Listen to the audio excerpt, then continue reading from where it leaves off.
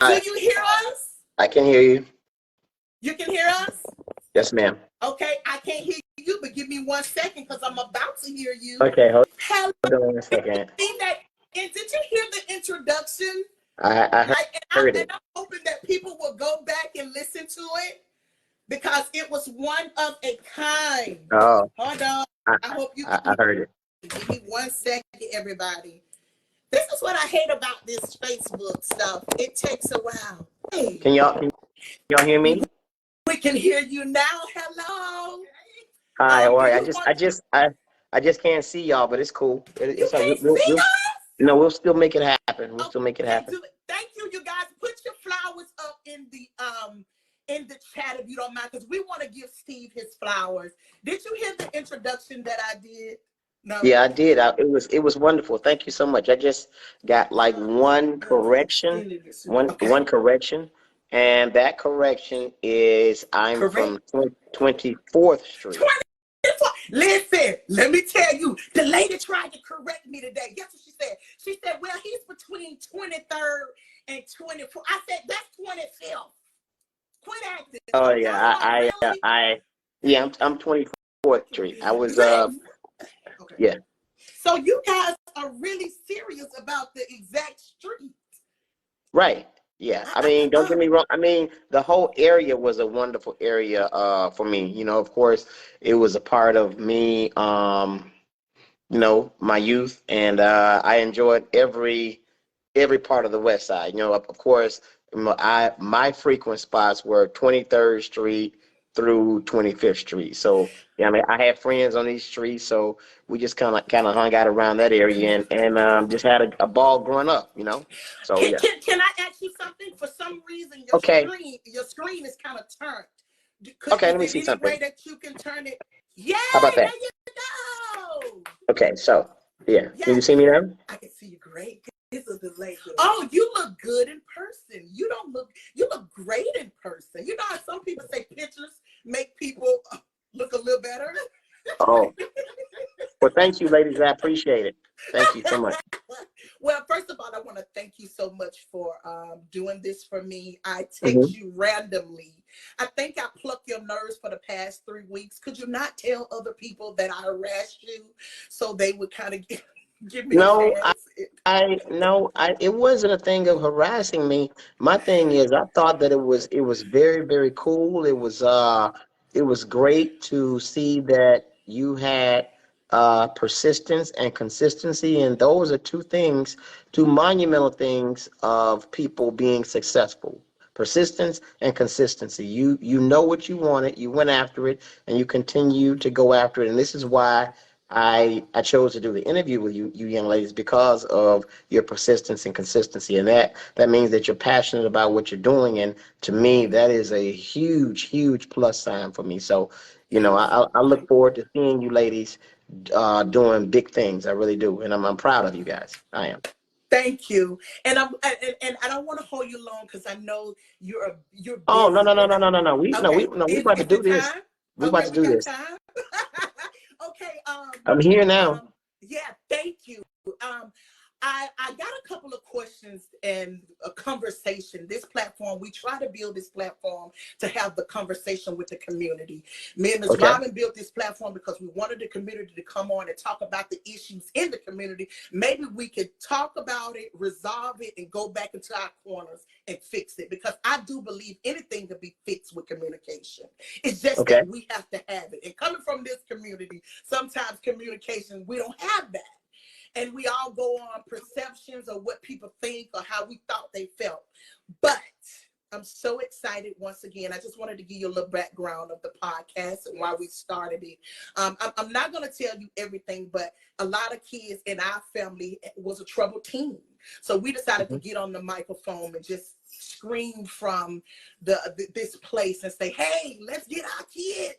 We need help. We need help. Let's get our kids, because no one was really coming from our point of view. No. So this is why we started this. And then in the meantime, I wanted to reach out to other people to come on. But once again, thank you. I'm going to start this interview.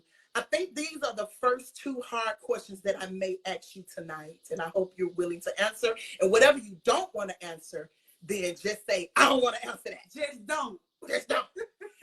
I heard through the grapevine, through a little birdie, as my grandmama used to say when she didn't want to tell you who was gossiping. She used to always say, I heard through a little birdie. You do not want to come home, or you're not excited about coming home. Is that true? And why? We love you. Well, you. Okay, so let me say this. During my stint in Tuscaloosa, which I love my city. Let me make that perfectly clear. I love my city. Everywhere I go, I don't care where I am doing a show, whether it's here in Atlanta, anywhere in the United States, or anywhere in the world. And God is blessed. I've been all over the world doing comedy. I will not go on stage without them saying, before they say my name, from Tuscaloosa, Alabama. I'm very proud of my city. I'm very proud of my upbringing. I'm very proud of the people who I've come up with. However, um, I always remember the scriptures that my grandfather used to tell me and my mom when I got discouraged. A prophet is never It's not honored in his honored own in his own home. hometown. And with that being said, coming up as an up and coming entertainer, before I became a professional entertainer, I was treated like crap. I was treated like, I wasn't worthy. I wasn't this. I wasn't that. People wasn't coming to support the shows. I mean, I had a lot of bad things go. I mean, a lot of things go wrong, and they were coming from people who I believed in, and people who I loved, people who I wanted to make proud. Now, of course, I did get a handful of those people, and to back me, and I'm very grateful for that. But for the most part, I got no support from Tuscaloosa, none whatsoever. So I was like, okay, well, it's time for me to leave the city, which I didn't want to. But then again, if I wanted to grow, I had to try new things. Of course, if you do things differently, you'll get different results. So I moved away, and things just really started blossoming, excuse me. I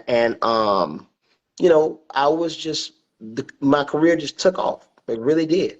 But I never forgot my roots. I would still do the scholarship thing. I would still do the community service from afar, and I still do.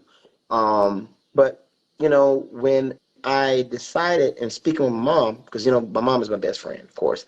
I just decided, like, I'm not going to do any shows in Tuscaloosa anymore because I felt like I was underappreciated. And then I found that talking to other professional entertainers who come from small towns, they felt the same way.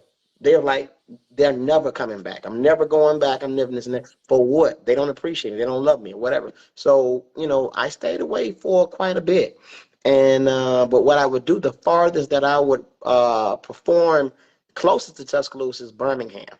Well, this last time, I don't know what happened. I don't know where the shift came from. Yeah. But I did my shows at the Comedy Club Stardome in Birmingham. Yeah. I had 6 shows. 5 of them sold out. And the majority of the tickets that were sold were from people from Tuscaloosa. Wow. And I was like overwhelmed and really shocked by it. And I had to talk with my mom again. And we talked about it. And it was like, wow, I guess what you did really paid off. So afterwards, I got a call from some friends about this upcoming comedy show they were doing on September 17th about coming back. I was like, nah, whatever, this and this and that. So again, I talked to my best friend, who I get my spiritual guidance from, everything, my mom. And she just looked at me and said, son, it's time. And I took it. I prayed about it, and here we are. So we're about to do my first real show back in Tuscaloosa that I'm producing, and it's at the Banner Theater. And tickets are really going well, and we expect to sell out. So I'm excited about it, and we're gonna see what happens. I'm so happy you went right into that, because that was my next question. But I wanted to say thank you for listening to your spirit and letting it give you another chance, because you could easily say, I don't want to hear that. But you hearing it, and you said, I'm going to turn around, I'm going to go back. So I want to thank you. We need this. I think the talent here need to see you. We need to hear you. We need to understand what we all are trying to do. I really feel like a lot of us didn't know how to understand what you was doing or going through or to appreciate you. Let me be for real. I'm not scared to say this. A lot of people don't know how to give people flowers and thank yous, and you're doing it. And man, you got, oh, please, let's get behind him. A lot of people don't know how to do that. Well, let me say And this. just please forgive us for that. I'm saying it for everybody. Go ahead. Well, let me say this. Now, down through the years, I've had a lot of people to call me, DM me, inbox me. When are you gonna do a show in Tuscaloosa? We really want you to come back, this and that. And honestly, I thought of it. The big picture was I can't let a few people who dislike me or who didn't appreciate me keep me from the people who actually loved me and appreciated me. So Thank you. for the people who appreciate me, who welcome me, who are giving me my flowers, who want to hear what I have to say, me coming back is for you guys. For the people that don't, then you're missing out on the blessing. That's just what it is. I feel Yeah. like I'm a blessing. I feel like Yeah. I was put here for a reason, and that's to spread love and happiness and everything else good. And if you miss out for whatever reason you want to miss out, that's on you. I can't worry about you Yeah. and your hang up on what you have with me. That's none of my business. My business Yes. is to entertain the people who want to see me, and pretty much saying I know my lane and I'm staying in my lane. And my Yeah. lane is for the people who want to see Yeah. me, who appreciate me, who respect me, and who want to have a good time. So that's what we're having. And overwhelmingly, most of the people Right. that I've seen and I've heard from, they are with it because it's showing in the ticket sales. Right now we have over 200 tickets sold, and the show is in September. So we're looking for a sellout, and also, we're doing something really good because part of the proceeds are going back to Central High School, my alma mater, and I'm just loving it. It's going to be a really, really great weekend, and I can't wait for it. I'm so excited. And you know, some of us good black folks, we like to pay at the door. We don't care how much it is. Yeah. And you cannot see this. Well, you know that's how it is, Steve. Listen, Yeah. you can't see this because I don't know if you can see, but people are putting flowers in the chat for you. So thank you guys for putting the flowers in the chat. Thank you. I appreciate that. Yeah, so thank you. And once again, you came back for somebody like me because I appreciate seeing it. And this is what I wanted to say too. We have a lot of local comedians that's wanting to come up and that's trying. Have anybody ever reached out to you for advice of which way to go and how to do this with some of the local comedians? Of course. Okay. I've spoken with several of the local comedians. As a matter of fact, I've put them on several shows with me, or invited them to be on several shows. Some of them got cold feet and declined, which I do understand.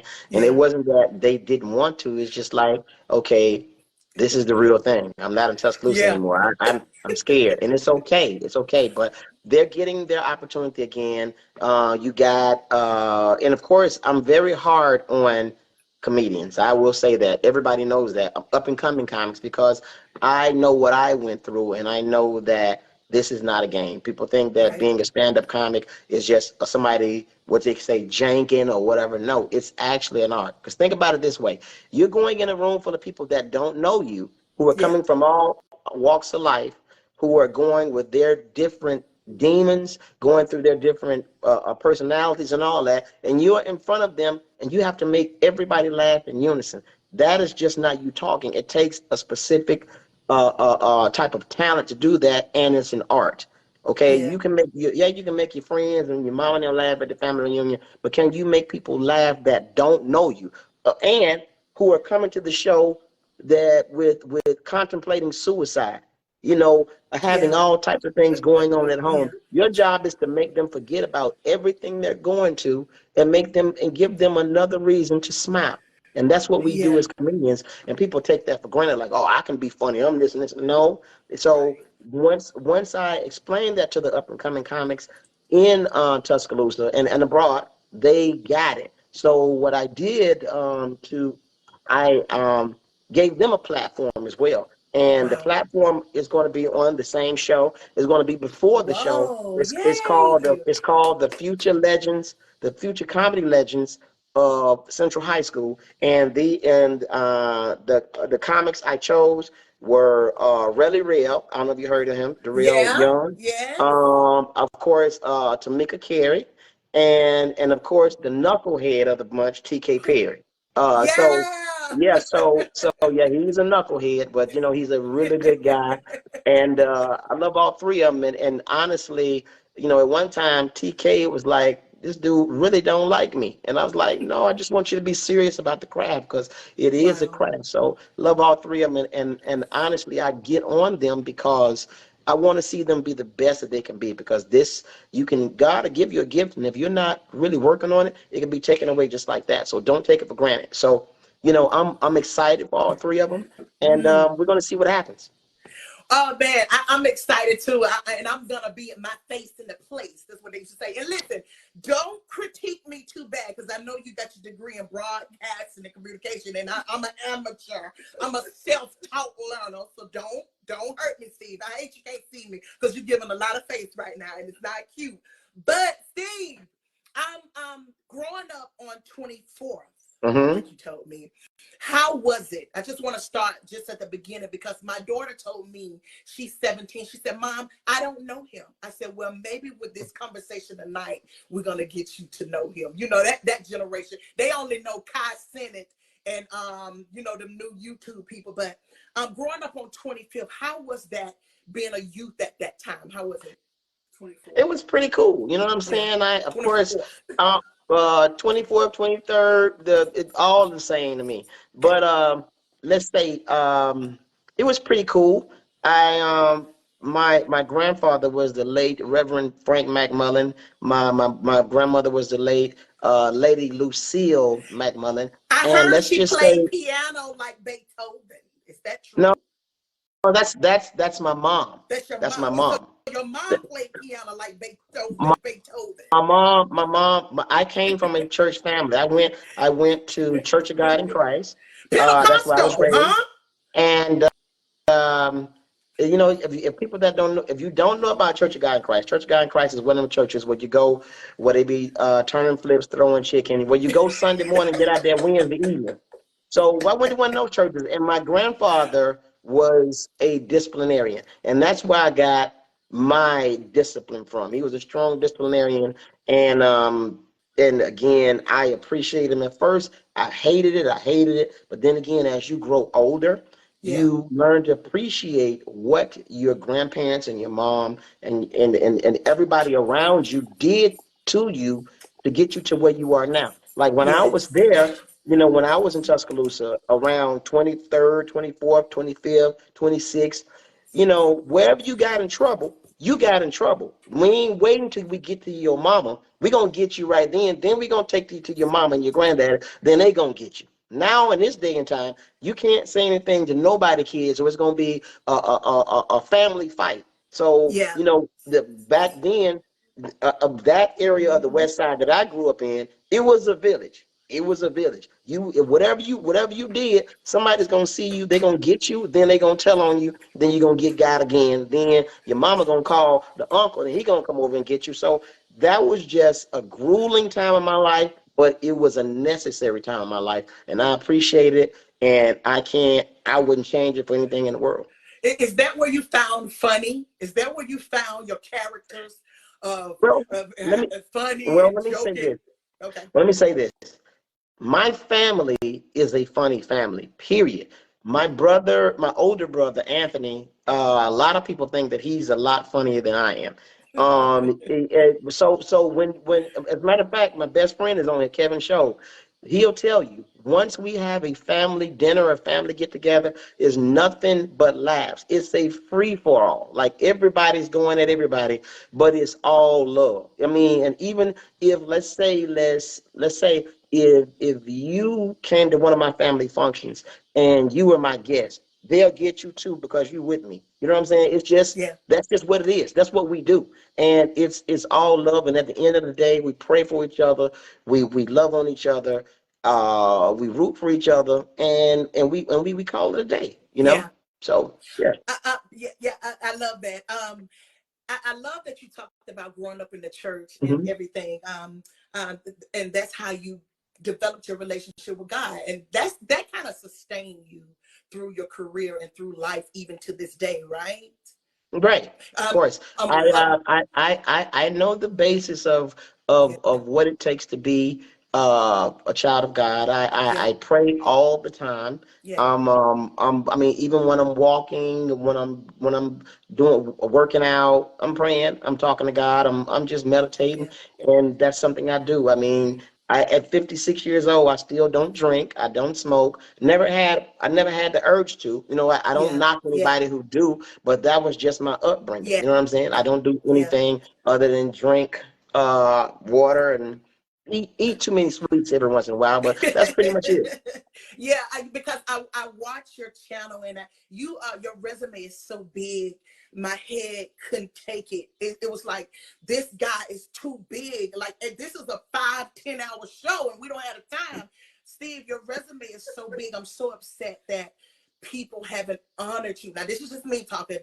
People haven't honored you the way you should be. Like, I'm so upset that Tuscaloosa do not have a plaque or a building or a seat or something with your sign or street Well, name. you know what? Well, You well, know well, what? wait, wait a minute, wait a minute. I want to finish this because 24th need to be Steve Brown Way at this moment. But anyway, I, because of what you have done, what you have brought to the world, like, I don't think we really understand that, and it just made me sick just seeing. I'm like, where is everybody? Where have we been? Go ahead. I don't want to cut you off. Go ahead. Well, my thing is the plaques, the buildings, or whatever.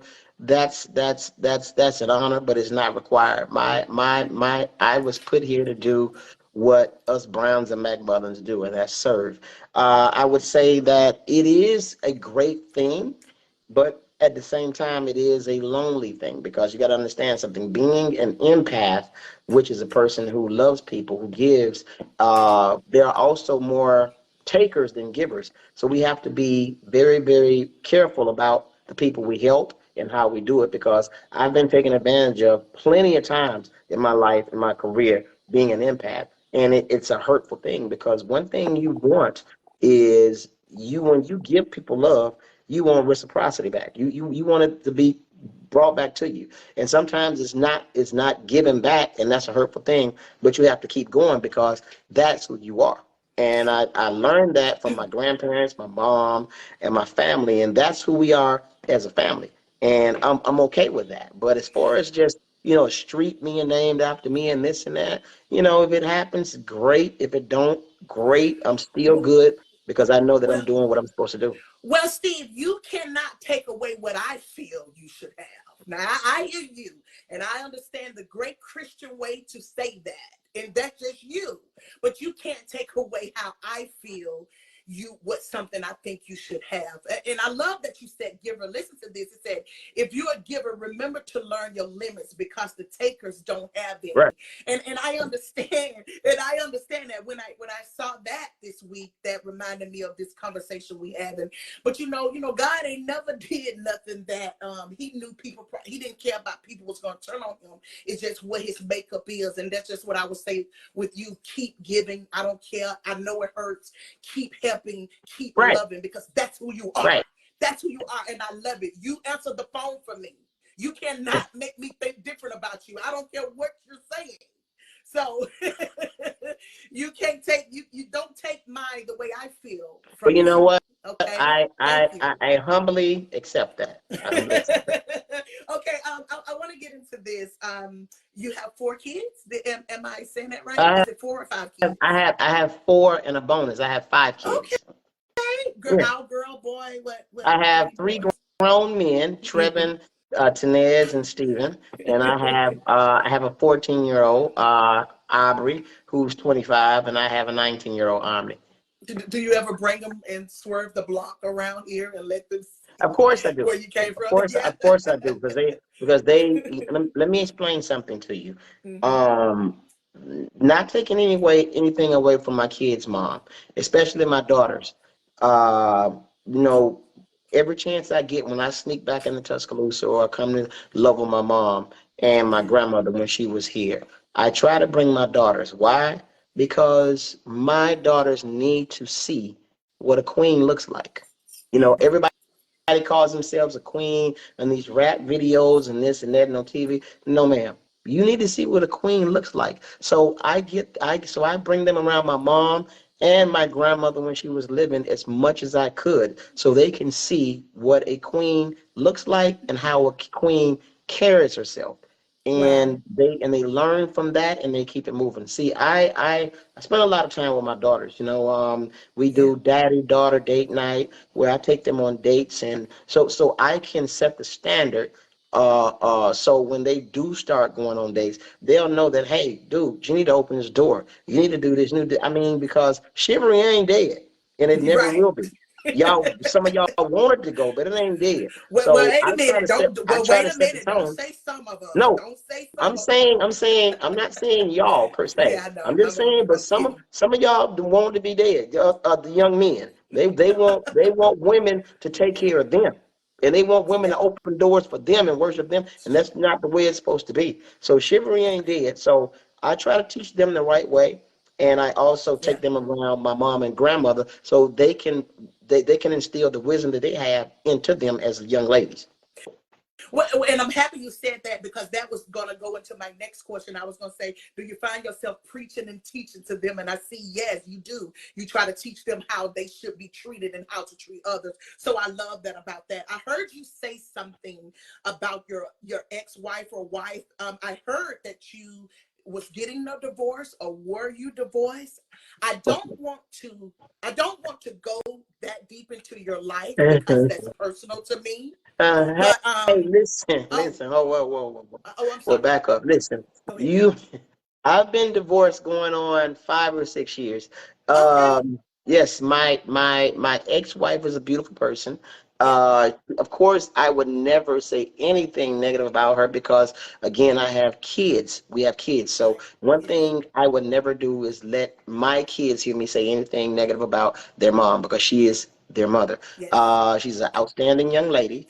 The thing is, we had great times together, but then sometimes some people are with you for a season. It didn't work out, and Right. we went our separate ways, but we still talk, we still laugh about things, and we still encourage each other. And sometimes when she run into people on her journey, she'll refer that I be a comic at the shows, and I refer her to people as one of the best, if not the best, makeup artist that I've ever seen, and that's what it is. And we still, because we're still, even though we're apart, we're still keeping money in the household when it comes to our daughters. Because if I make money, it's good for our daughters. If she make money, it's good for our daughters. And if she's helping me to get that bag, then guess what?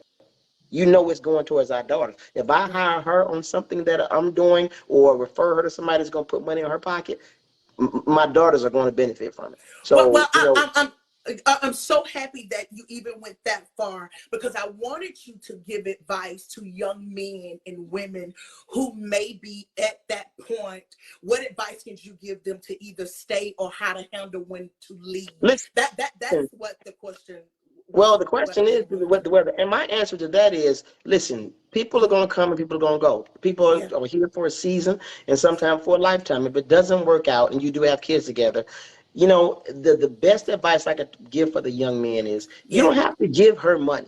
You don't have to do none of that. But what you Yeah. can do in the place of that is put her in a position to make her own money. Because if you start Yeah. giving a woman money like that, then in some instances she can get complacent and get lazy, but you give her a formula to make her own money. Now you're really upping her value as a person who knows how to go out and get it. Because one thing I don't want is when I want to leave you better than I met you. That's just what Yeah. it is. So I want to Yeah. leave you with something. And another thing I always thought, and this is just a personal pride thing.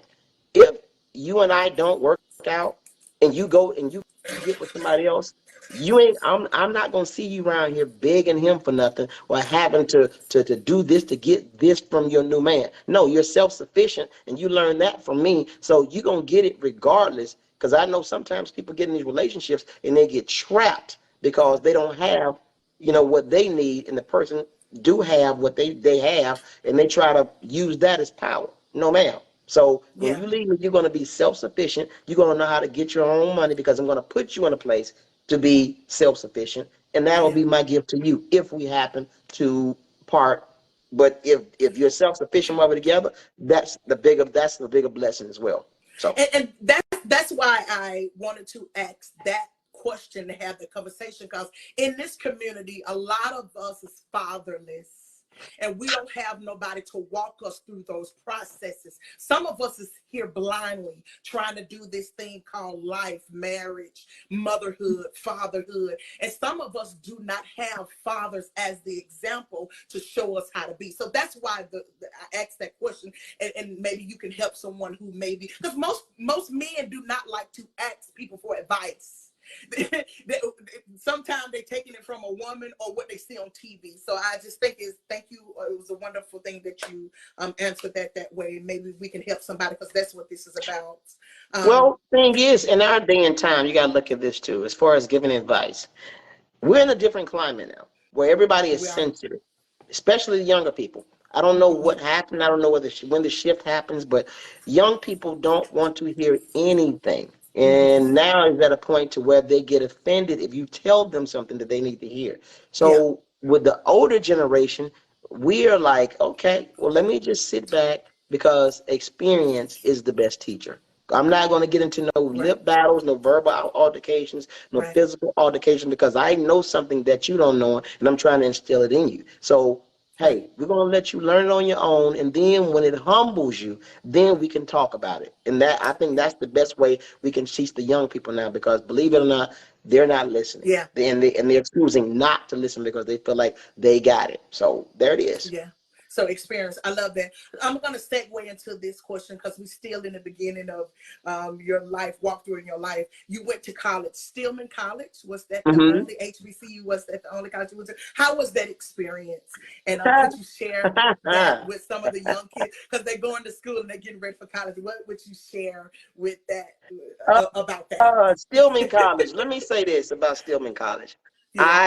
Stillman College is a blessing to me, because honestly, I wasn't serious about life. Of course, I didn't graduate on time because I was getting kicked out of school left and right. Not for being a bad kid or being a violent kid or whatever. I was just honing my craft. I was being a class clown, getting kicked out of school, doing all this. As a matter of fact, I think I'm the only kid in the history of the Tuscaloosa City Schools who's been suspended for acting up at a Christmas parade. Real talk. Yes, they were throwing candy off the floor. I was picking it up and throwing it back, and I got caught. Okay, but again, when I got to Stillman, I wasn't really serious about school at all. It was just something to do. I think my sophomore year, I really got serious about it, and life hit me in the face, because that my first son came, and I had to drop out, and I had to work, and I had to see what the real world was really like. I had to work for 2 years. When his mom graduated, I would decide to go back, and I got really serious about my future. But at the same time, I got my degree. But in the process of getting my degree, that's when stand-up comedy was introduced to me, and I jumped on that, and I didn't look back, and it's been great to me. Yeah, that was my next question. I was gonna say about it said you developed your craft more while you was in college. But before we go too far, HBCUs have been in the news lately with a lot of financial struggles. But I was just gonna say this. Now, the old Stillman College had the best choir in the land. See, I was a young girl, and my uncle was in the choir. You probably know him, Arthur Richardson. My uncle was in the choir, and Stillman College had the best choir in the land back in the days. What do you mean? What do you mean had? Oh, well, y'all had like a 2,000 people choir back in the I understand that, but what do you mean by had? Well, okay, I'm not trying to be crazy about your alma mater. Don't kill me. But I'm just saying, back in the day when my uncle was in the choir, it was everything, and it may be that now. So I understand that. I understand that. But what do you mean by had? I'm sorry. It still is. Thank you. Thank you. I appreciate that. Thank you. Thank you. With the HBCUs being in trouble lately, I know you've been hearing some of the situation with the HBCUs financial, and it's not just one or two colleges. It's really been a lot of HBCUs.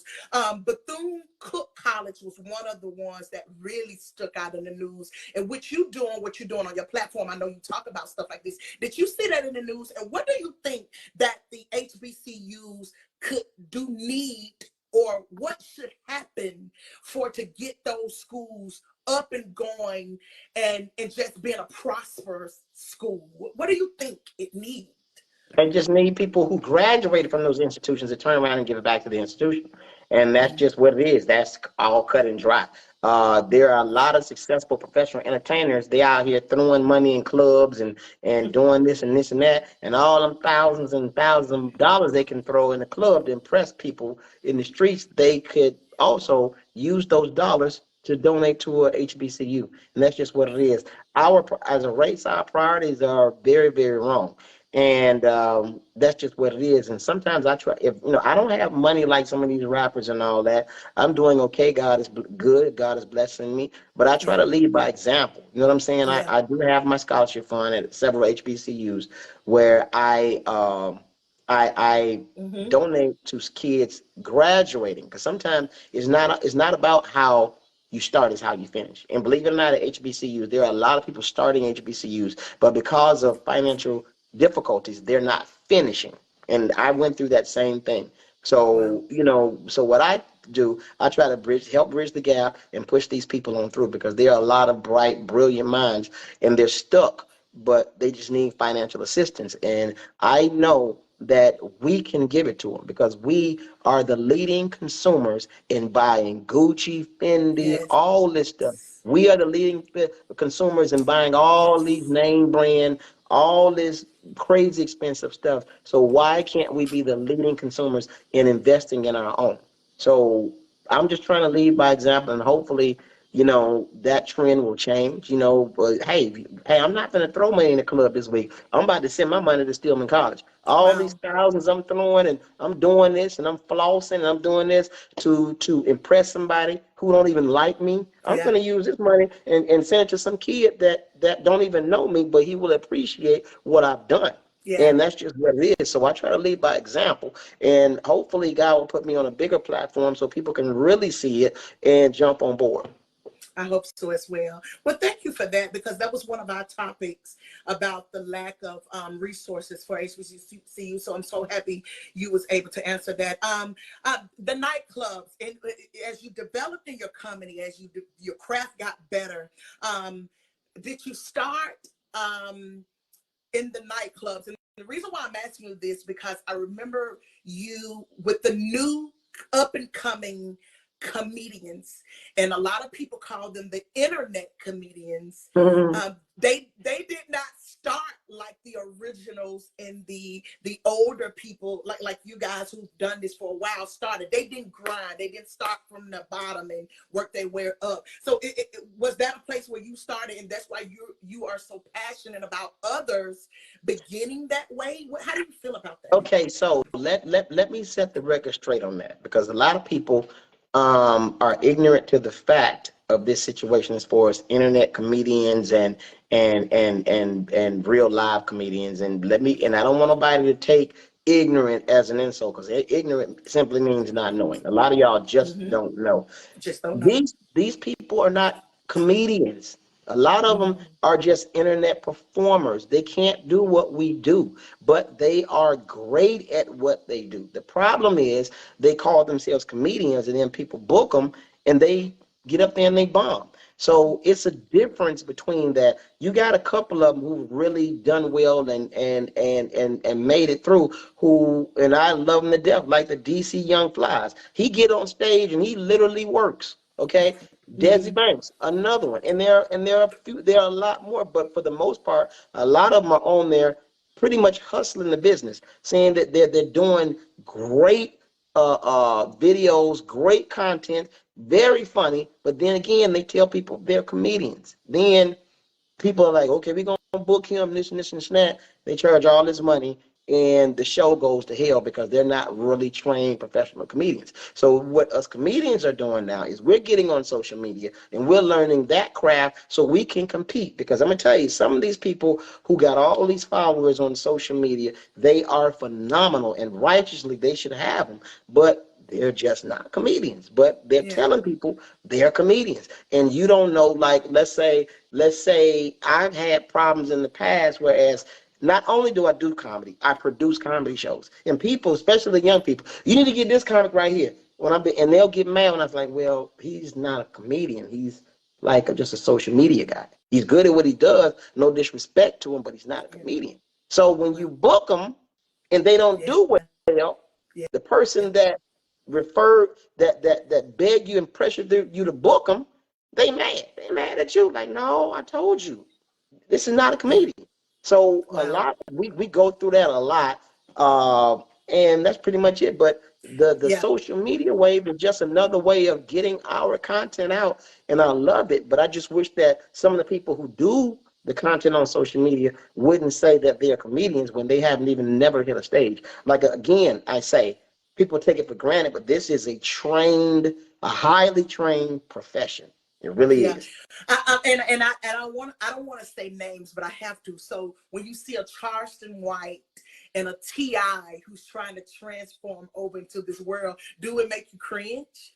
No, because they're doing what they do. But I know that Charleston White is not a comedian, but he is what you call, excuse my language, a shit talker. And honestly, what he does, he is funny as hell, man. He really is, but he's not a comedian. So people just pay to see him talk about people, talk about topics and this and that. But actually, he's a very, very brilliant brother. He really is. He knows his stuff. And if you listen to him, if you can get past some of the crazy stuff he says, he's dropping a lot of jewels, and he's challenging, the black community to do better. Even though he says some egregious, crazy things, he says a lot of things that are truthful. And if you can get past the crazy things that he says, you'll learn a lot from him.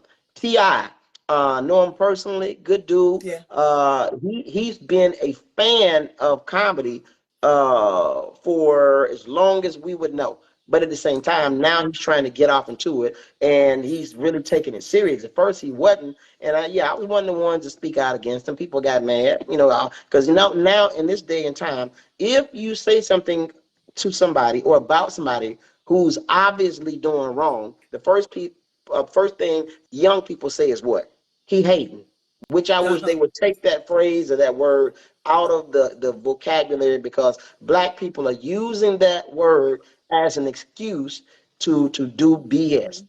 You're doing, if you're around me and I just got through playing basketball and I'm musty, and you tell me, Steve, you musty, the first thing gonna come out of my mouth is what? You hate me. I ain't gonna say, well, let me go check myself out. We use that as a defense to do wrong, and I really wish we would get that out of our vocabulary. Another word that we use now, or phrase, is mental health. It's probably mental health. No, I'm not going to excuse your black ass for doing something stupid and blaming on mental health every time you do it. That is just saying you don't want to hold yourself accountable. I get it that some people have mental health issues, but me going and I continue to steal radios out of people's cars, that ain't mental health. That's just your ass being roguish. That's just what it is. So yeah. So we gotta, certain things we gotta get out of our community to keep us from holding ourselves back. And that phrase you hating and mental health, man, this mental health stuff. Carly Russell, sorry, I ain't hating. That wasn't no damn mental health. You planned all of that. You planned it. So no, that wasn't mental health. You just did that and thought you can get away with it, but your plan wasn't too smooth. Because a lie, you got to remember a lie every time you tell it, and you didn't remember. So all that trying to feel sorry for. And then when I was one of the first people to, I don't know if y'all follow this, but when I was one of the first people to crack the code and speak out on it, people started going in on me. Oh, you think you this, you did this. And then I was like, okay, watch what happens. And everything I said was on point. Everything. Well, and the reason, because I seen your show, and I don't want to wait till I get into that. But and the reason why we do that, because that's just something we do No, in this it's community. because we don't want to hold ourselves accountable. Well, We don't want that's to what I'm hold gonna ourselves say. accountable. Well, that's what I'm gonna say. We hover and we cover. It's like a mother who know her son bad, and she won't chastise and discipline him, and she'll coddle him and make him worse. That's what we do in this community. I'm sorry. We Okay, do so that let me all the say time. this. We Let me do say that this. all the time. I'm Let me sorry. say this. Let me Say say what you this. gotta say. One of the worst things a person can do to themselves. One of the hard, no, it's not worse, it's actually great. One of the hardest things a person can do to themselves is hold themselves accountable. Self accountability is one of the hardest things for a human being, period. And people would rather make excuses than to hold themselves accountable. It's hard to look in the mirror and say, you know what, I am fucking up. Or yeah, Yeah. I am wrong. So we'd rather blame everything and everybody else. So us as black people, we use hating. You know, hey, my man, pull your pants up. This is not the place for that. Man, why you hating? Nigga, just pull your pants up. Yeah. Girl, Yeah. you why you wearing that two little top, that two little top? Your titties hanging out. Why you hating? You know, Yeah. come on. So Yeah. instead of making a change for the better, they would rather attack people. And I'm gonna bring this up too. I remember a couple of years ago, a lot of people in Tuscaloosa went in on me really bad because we had a Christmas parade, and I have to bring this up. Come on. And they had the little girls and the little boys at this Christmas parade twerking and doing, and white people was going in. And I will Oh look, wow. and I'm saying to myself, this doesn't look good. I spoke out about it and said they shouldn't be twerking at the Christmas parade and this and that. They went in, they attacked my family, they did everything they could to shut me up. But they did it all, but they didn't want to hold themselves accountable. Right now, Tuscaloosa, I-20 is a hub, not a hub, but it's people stop through there. And to come to Atlanta to go to other places, I-20. You know why they stopping through there? Why? Sex trafficking. They're getting kids and they're taking them through all these places. And guess what you're doing? When you got your kid on TV live or whatever, streaming, twerking, 3 and 4 years old, 5, 6, 7, 8, 9, 10, doing all this gyrating, you advertising your kid and you think it's cute. That's not cute. So we need to Right. protect our young ones at all costs. And when I spoke out on it, I was the biggest hater in the world because I didn't want to see little Junebug and little Mimi and little Fifi out there twerking with her little ass out at a Christmas parade. Right. Exactly. Right.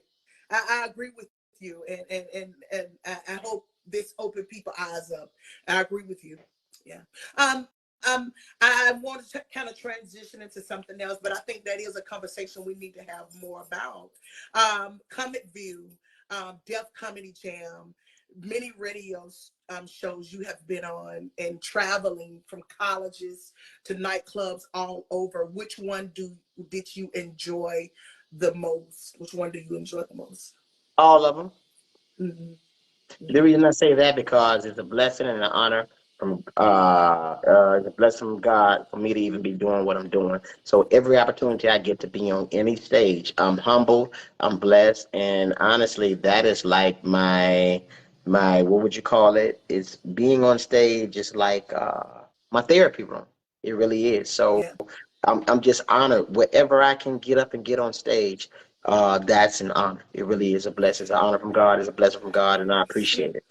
So I mean, I've been a lot of places. I've been a lot of in and out of the country, Germany, Korea. Wow. I mean, different places that God has allowed me to go and see just by doing my craft. And you can't ask for anything better. You know, there are a lot of people out here.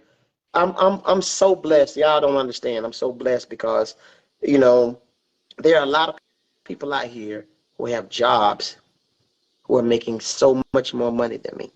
So Mm-hmm. much more money than me. But guess what? They hate their jobs. God blessed me with a job that I love. I love Yes. my job more than anything. And I'm doing what I love to do. Genuinely love to do.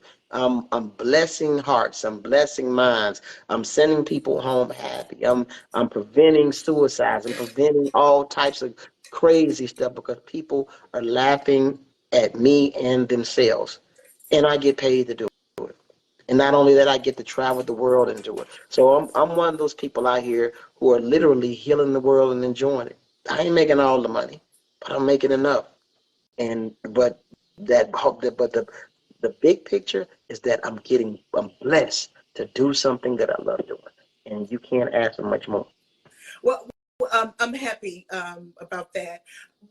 Alabama football is coming up, and I know you are a real big fan of Alabama football. The Bama Standard, is that a podcast that you do? And are you ready? And what is your excitement about this time right now? Are you going to do the podcast still? Is that back We as a in matter of rotation? fact, we do the podcast every Tuesday around this time, 7 o'clock, and well, 7 o'clock your time, yeah. And we're doing it live on our first game at the Bryant Museum. We're excited. The Oh, that's first game cool. the day before Alabama's first game, so we're doing it live, and those guys loving the death. They're really good guys, and I'm just excited. I'm just excited. I know. But not only am I crazy about Alabama football, I'm crazy about Central High School football. You know, I was one of the coaches. Yay! I was one of the coaches on the staff when we won our state championship. Whoa! So yeah, yeah, Okay, yeah. yeah. You ever thinking So about coming back part time? of course, so If no, it was no, I'm football. I'm done with football. I'm just strictly an entertainer. But I yeah, love football. I love giving back. I'm proud of Coach Mario Pippin. I'm proud of him yeah. because he played football for me. That's how old I am. He played for me at Okay. Westlawn and he played for me at Central. So a lot of those guys, I'm just proud of, man. They've grown into really good men, and they're doing what I did. They're taking what I taught them and others, and they're applying it to our youth today. So I'm really happy for them. You know, Yeah, I'm excited to see what Central do with the new coach because a Mhm. lot of people rooted for him, and I'm very excited He's a for good guy, really good what he's guy. gonna. Yeah, a lot of people say great things about him, so shout out to him.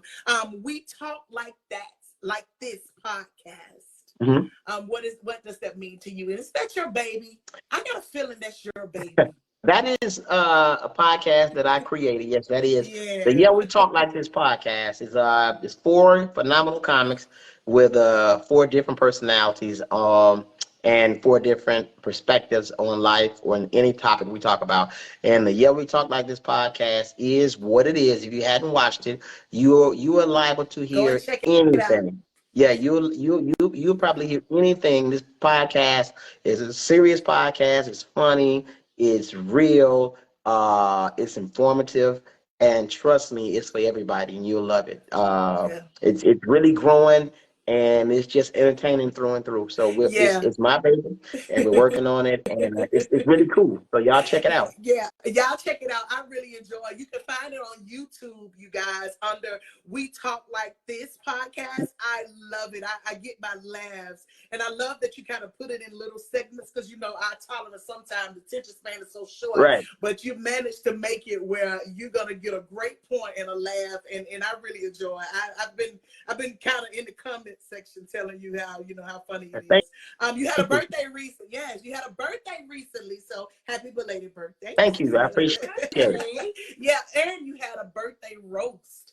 Was it hard to sit through your birthday roast? Oh no, not at all. Because let me tell you something. To be a stand-up comic and get roasted by comics, you know, Yeah. we give it. So why can't we take it? Of course. I mean, my thing is, you can joke on me all day about anything you want to joke on, but just be prepared when it's my turn.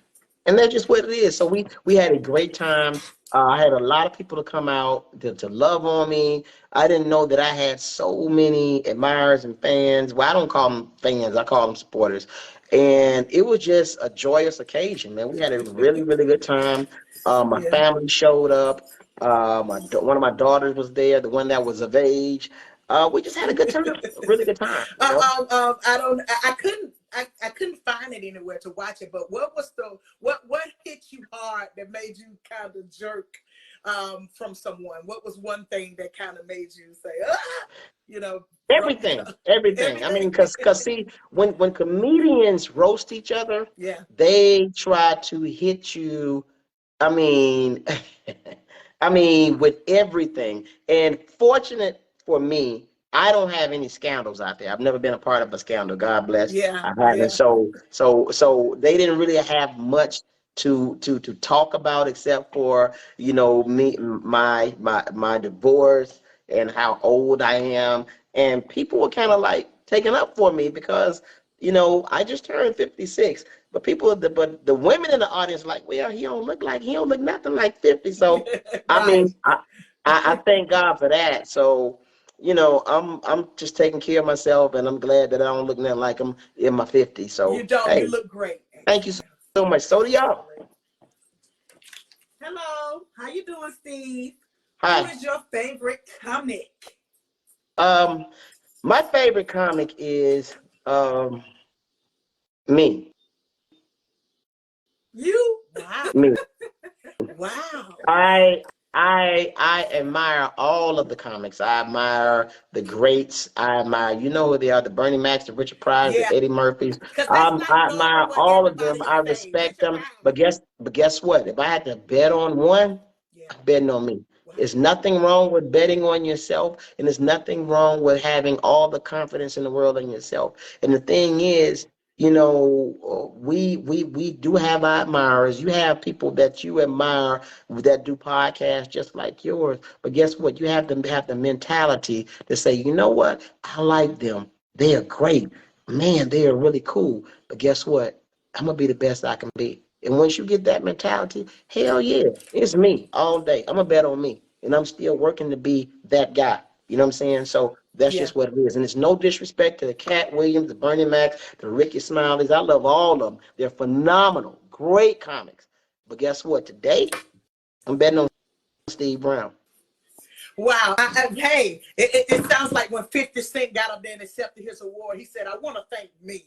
So I can Exactly. accept that. You remember when he did that? So Exactly. I can accept Because you that. gotta understand something. You gotta understand something. People don't know your journey. Yeah. And Yeah. and honestly, yes, I love being a stand-up comic. I love being a professional entertainer. But at the same time, I've gotten a lot of accolades. But at the same time, this business has actually made me cry because the business part of this business is probably one of the worst things you ever want to go through. I mean, yeah, Wow. it's all fun and games when you see us on stage, Yeah. but the business side, it's a crazy side. And if you're not What? prayed up, Mhm. if you don't have Yeah. your head on right, it will eat you alive. It really Well, will. So I heard you talk about that in one of your exactly. interviews. So could you elaborate more for people who only looking at the good side? Could you kind of give us a small synopsis of maybe the bad side? Well, I mean, I won't go into it like that, but I will Right. say that it's the comedy business. Yeah. Business. I want you to understand something about business. Business has no smell, no taste, no sound, no feel. It is what it is, black and white.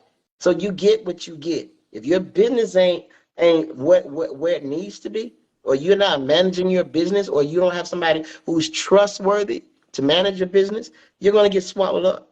And that's just what it is. Our business and anything goes behind closed doors. So you have to have some type of discipline. You got to have a love for yourself. You got to have self-respect. You got to have all that stuff because yes, you will get challenged in the business.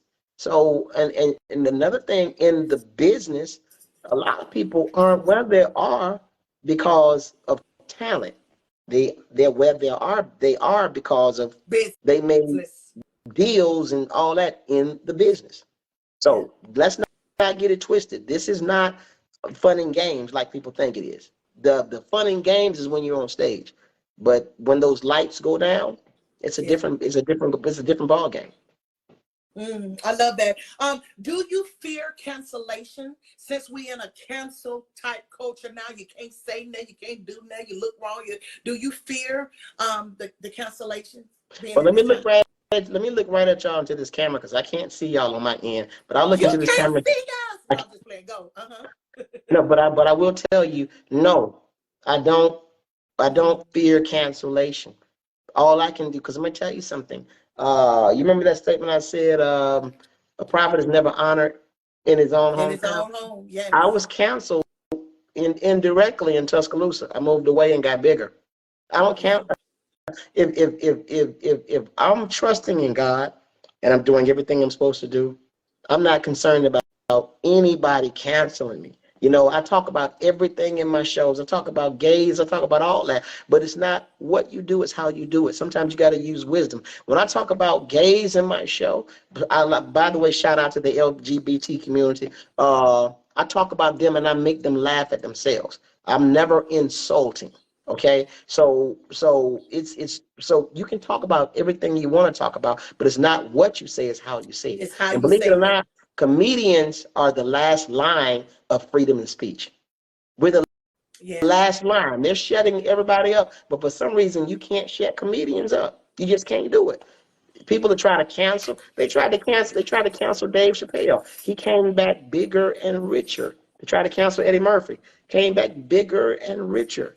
There's no cancellation. We might do some stupid stuff every once in a while and go away for a little bit, but guess what? We're falling back to bounce back in a major way.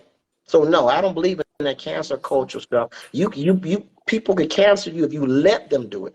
And who are you to dictate my career, my outcome? I thought God was in control of that, not me. Okay. And the reason why I talked about that is because Jill Scott just did a political kind of statement, and I always thought, and I've seen most entertainers when they step across that line to go into those worlds and statements and say stuff like that, sometimes they get canceled or get dropped by major companies. You remember Eartha Kitt, when she started expressing her way of how she felt, you know, she got canceled and blackballed. And I remember in an interview, you talked about how you felt blackballed for a while. Yeah, I've been blackballed, but guess what? I'm Yeah. still here. Yeah. Jill Scott, what she did was phenomenal. Mm-hmm. Jill Scott's calendar is booked and probably into 2025. Jill Yeah. Scott ain't concerned about none of it. Yeah. Because the Yeah. thing is, when you're right and you do right, righteous people are going to rally around you. And that's just Mm-hmm. what it is. Mm-hmm. So Mm-hmm. I mean, yes, I feel like I've been blackballed before. All great comics have been blackballed before. So I ain't going through nothing no different than any other great comic has gone through. And if you notice, I say it's great because that's Yeah. what I'm destined for. That's what God has promised me. Yeah, the little Yeah. kid from 24th Street in Tuscaloosa will be a great comic one day. That's just what it is. Man, I love that. And you know what? It really also give people courage no matter what. Keep going. Even if somebody do close the door, you keep going. So I love that, Steve. Steve, Cereal Bowl Chronicles. Mm-hmm. How did you start that? I love them, by the way. Yeah. Miss Robin said I she didn't. loved I them. didn't start that. I didn't start that. Oh, okay. I give all credit to my daughter Aubrey, my 14-year-old. She started it. She gave Oh, me the that is idea. amazing. We were talking over breakfast. I was eating cereal and we were just talking about funny stuff. And she was like, "Dad, you need to start talking about this and eat a bowl of cereal, whatever, and this and that." And then I don't know how I adapted the straw, but I brought the straw in and it's been working ever since. And people are really loving it. Let me say this real quick. Can I say Go this real ahead. quick? Yes. My girl, Terry Ash, who has been a long time supporter of mine, she's putting information about Yes. the comedy show that's happening on September 17th. The tickets are going fast. Get your tickets. She got the link. Also, if you want to be a sponsor or a vendor, you need to hit her up because those positions are going really, really fast. Get with Carrie Ash. She will take care of you. But Tuscaloosa, get your tickets because I don't want you to be on the outside looking in, waiting to the last minute as we all do. Tickets are going Yes, really, really please fast. So drop the just information. Yes, please drop the so information in the chat. I cannot write on my other phone. It won't allow me. But yes, if you don't mind, drop the information in the chat. Tell us how much, where we can get it, how to do it. And that thank you for doing it. I did see that and I'm appreciative of that. And back to the Cerebral Chronicles. I love it. I think your last one that you did with the car being blown up, and you came back with the smoke and the soap on your head. Oh, I yeah. thought that was phenomenal. Like, but Thank you you. got a creative mind. It's just wonderful. I know you said you're done with school, football coaching. You specifically just entertainment. But do you think about ever coming back into the school to be a substitute? Because I No, saw that's on your resume. no, Okay. no, no, no. Okay. You know what? I love working with young people, but my time is come and gone. Yeah. That's for the other young people because, of course, young people can relate more to young people. And my upbringing was totally different from what the kids are used to now. So, I'd rather support from afar and let my young people do it. And it's working out well. You know what I'm saying? Yes, will I be encouraging to them and speak positivity to these younger people? Yes, I will. But I'm gonna let the young generation do that. I'm just gonna live my life and entertain and love from afar. Oh, that's great. The Steve Brown Foundation Scholarship, is that still Of up, course. and how do they First, find information right about now, it? yeah, it's going well. I spoke on it earlier. It's at Grambling State University right now, and since school has started, we're getting back into some more HBCUs. But again, it like I said, it's for graduating students who are making the grade, but they don't have the financial resources to take that final walk. I believe in it. I don't believe in how you start. I believe in how you finish. And Go ahead. And that's what the scholarship is about. It's helping people, get those final finances to take their walk. And it's been working really well. Where can they find that information? Is it up on a website of yours? It's Is on it my on your website. It's on Instagram my page? website. It's on my website, SteveBrownComedy.com. SteveBrownComedy.com. Okay. Oh, that's great. And I would just say this, and I don't know if it's true, but is it a certain fee? Is it anything that people will want to donate? 5, 10, 15, 20, 100,000? Yeah, you can you Okay. can you can you can go on my website and donate to the fund. Okay. It's cool, but usually what I do, I sell my merchandise at shows, and the proceeds from my merchandise goes to my scholarship fund. And I think it's rewarding people for pretty much supporting the fund. You get a Steve Brown T-shirt, which is a really cool T-shirt. I have two of them, as a matter of fact. I'll have them at my show on the 17th. And when you purchase it, we get the money and it goes to the scholarship fund, and it's really, really cool. Oh, Steve, that is so great. Once again, we talked about buying the tickets. I think the young lady is putting them in the chat. Donate to the fundraiser for the Central High School Homecoming Steve Brown and Friends Alumni Comedy Show. Ashima Franklin, Marvin Hunter, and Sean Larkins. Are those some of your close friends that you're bringing to the comedy show? Let me tell you something. They are not only my friends, they are some of the funniest comics in the country that y'all don't know about. See, a lot of people get caught up in these names. I don't know him. I don't know him if he's funny. If I bring them, they're funny. These are all three I've of these seen people are, Ashima myself. yeah, all three of these entertainers are headlining comics. And I got them all on one show together. So the show is guaranteed funny. Not only that, I'm also showcasing Tuscaloosa's local talent. And I'm proud to do that. I'm excited for the up and coming artists on the show.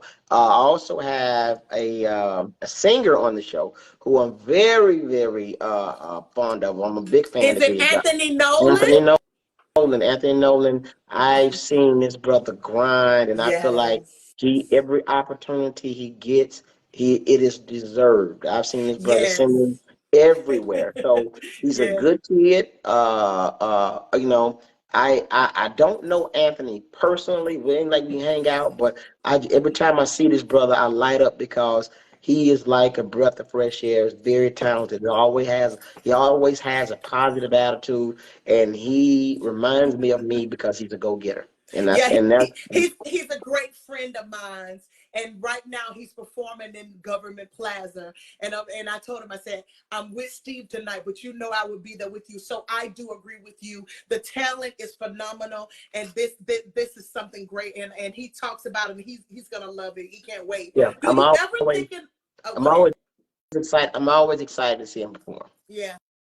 Do you ever think about Have you ever thought about doing other comedy shows with other ethnicities? Like, you know, sometimes the African Americans have their group of people who they do shows with, and then you have the Caucasian people who they kind of do shows with. Do you ever cross over and do some of those shows with the Robert Curtels, the Dan Germans, the Amy Browns? Do you ever find yourself all up in the mix? See, a lot of us do not know this, Steve. We Uh, just I, see I, one I, group. I do it all the time. I mean, Okay. people. So I'm a stand-up comedian, Yeah. and my funny goes everywhere. Right. I don't Right. just limit it to my people. Yeah. So you know, when I'm performing in other countries, when I'm Yeah. performing in other cities, you know, sometimes I'm doing it for all white audiences. It's cool. You know what I'm saying? Yeah. So funny is funny. You know, people will say Yes. white comedy, black comedy.